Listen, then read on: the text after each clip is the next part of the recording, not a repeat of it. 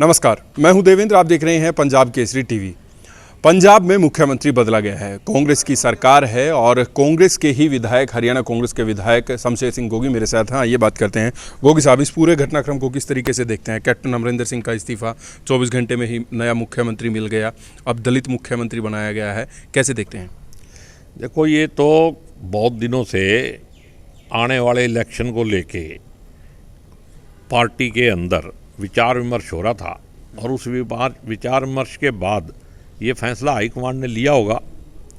जैसे भी ठीक समझ के ही लिया है और जैसे ही मुख्यमंत्री नया बनाया है वो अपने आप में एक ऐतिहासिक फैसला है और मेरे को लगता है कि आने वाले समय में ये पार्टी के हित में बहुत ज़्यादा हित में रहेगा।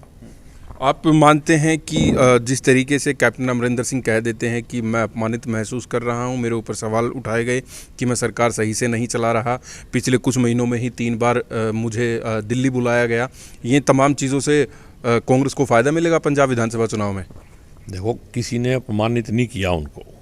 कांग्रेस पार्टी ने उनका मान सम्मान किया, 10 साल उनको मुख्यमंत्री रखा, पार्टी का अध्यक्ष रखा, वहाँ मतलब पार्लियामेंट्री पार्टी के वो डिप्टी लीडर रहे जी। लेकिन महसूस करने की बात है भी, अगर कोई महसूस करता है ऐसा तो उसके बारे में मेरे को पता नहीं है, तो कैप्टन साहब ही बता सकते हैं। तो इन चीज़ों से आपको नहीं लगता कि आने वाले विधानसभा चुनाव में कोई नुकसान कांग्रेस को होगा? और दूसरी तरफ आप मान रहे हैं कि चन्नी अगर मुख्यमंत्री बनाए हैं तो विधानसभा चुनाव में कांग्रेस को फ़ायदा होने वाला है पंजाब में? बिल्कुल फ़ायदा होगा और मेरे को पूरा विश्वास है कि कैप्टन साहब किसी भी कीमत पे पार्टी का नुकसान नहीं करेंगे और पार्टी के साथ खड़े होकर पार्टी को जिताएंगे, मजबूत करेंगे। सिद्धू जिस तरीके से लगातार दबाव बना रहे थे, प्रदेश अध्यक्ष वो कांग्रेस के बने पंजाब में, और अब जिस तरीके से लगातार उनकी मंशा दिखाई दे रही थी कैप्टन अमरिंदर सिंह को हटाने की मुख्यमंत्री पद से, तो क्या वो सफल हो पाए? देखो, सिद्धू साहब को तो अध्यक्ष बनना था, वो बन गए, इसमें सिद्धू साहब का कोई रोल नहीं है। लेकिन राजनीतिक गलियारों में कुछ तरह की चर्चाएं चलती रहती हैं और उस चर्चा को लेके ये पार्टी का नुकसान करने के लिए भी एक चर्चा है भी सिद्धू के कहने से भी हाईकमांड फैसले लेती है। हाईकमांड बहुत कुछ देखती है और पार्टी के लिए कैप्टन साहब भी उतने ही माननीय, उतने ही सम्मान सिद्धू साहब का है और सबसे ज़्यादा सम्मान जो मुख्यमंत्री मौके पे होता है उसका है, जिसको हाईकमांड ने बनाया। तो हाईकमांड अपने आप विवेक से फैसले लेती है, किसी के दबाव में फैसले नहीं लेती। जी बिल्कुल, आप कह रहे हैं हाईकमान अपने विवेक से फैसला लेती है। पंजाब में जिस तरीके से चल रहा था, प्रदेश अध्यक्ष पहले बदलना चाह रहे थे, मुख्यमंत्री बदलना चाह रहे थे, बिना मुख्यमंत्री की परमिशन के या उनको बिना बताए विधायक दल की बैठक बुला ली जाती है। इधर हरियाणा में भी कुछ इस तरीके से ही होता है। दिल्ली पहुँचते हैं 22 विधायक और एक मुखर जो है रहते हैं पार्टी संगठन के प्रति। तो आपको लगता है जिस तरीके से वहाँ पर दबाव की राजनीति चल गई या नहीं चली, हरियाणा में इसका असर दिखेगा? देखो, मेरे को तो लगता नहीं। जो 22 विधायक वहाँ गए थे, मेरी उनमें से बहुत सारे लोगों से बात हुई है, वहाँ भी प्रदेश अध्यक्ष बदलने की कोई बात नहीं थी। उन्होंने खुद मेरे को बताया भाई, हमने किसी ने भी ये कहा ही नहीं भी प्रदेश अध्यक्ष बदलो। हमने ये जरूर कहा कि संगठन जो है उसको स्पीड से बढ़ाओ, जल्दी बढ़ाओ, ताकि पार्टी को मजबूत किया जा सके। तो ऐसा कुछ है नहीं।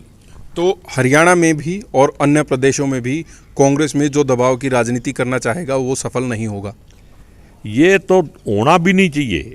मैं तो कहता हूँ भी हाई कमांड को भी मैं रिक्वेस्ट करूँगा कि किसी का दबाव मानना नहीं चाहिए। किसी के दबाव में अगर किसी वर्कर का, किसी नेता का नुकसान होता है तो वो तो गलत है, लेकिन जो हाई कमांड को ठीक लगता है और उसको इनपुट लेके सारे की सारी उसके हिसाब से फैसला लेना चाहिए। और बढ़िया फैसला, जो हाईकमांड का फैसला, वो सर्वमान्य है और सबको मान्य होना भी चाहिए।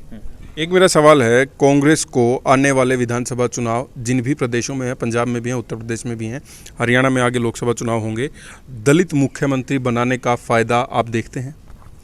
देखो, मेरे हिसाब से तो पहले भी देखो दलित मुख्यमंत्री बनाया महाराष्ट्र में, अब भी बनाया है। ये कोई नफ़ा नुकसान देख के नहीं बनाया जाता। ये तो पार्टी के अंदर जो काबिल आदमी है उस आदमी को जिम्मेदारी दी है। और चन्नी साहब बहुत पुराने लीडर हैं और वो पार्टी में बहुत दिनों से काम कर रहे थे, पहले CLP के लीडर रहे। तो अगर हाईकमांड ने सोचा कि इस टाइम इनको बनाने में फ़ायदा है तो हाईकमांड ने उसको फैसला लिया। इसमें कोई दबाव की या कोई ऐसी बात नहीं है, नफ़ा नुकसान नहीं सोचा जाता।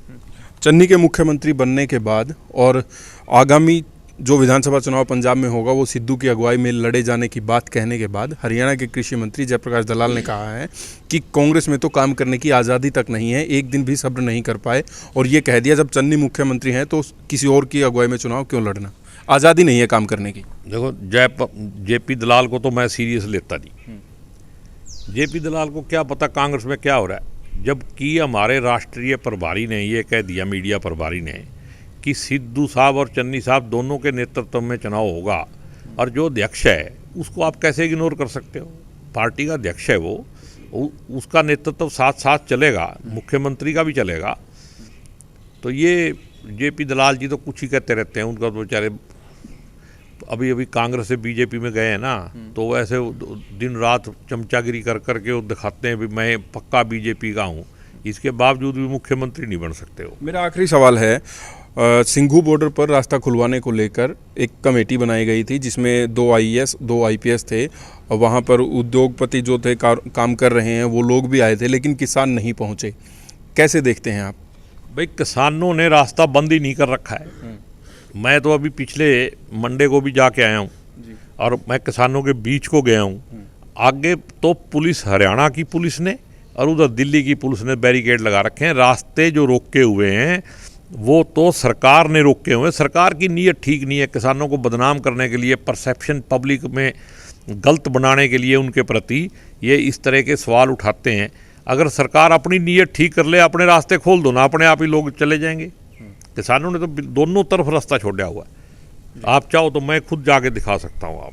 जी, बहुत बहुत शुक्रिया। तो हरियाणा कांग्रेस के असंध से विधायक शमशेर सिंह गोगी मेरे साथ थे। उन्होंने पंजाब में जो घटनाक्रम हुआ है राजनीतिक और हरियाणा में जिस तरीके की राजनीति है उसको लेकर मेरे साथ बात की। मैं हूं देवेंद्र, देखते रहिए पंजाब केसरी टीवी। नमस्कार।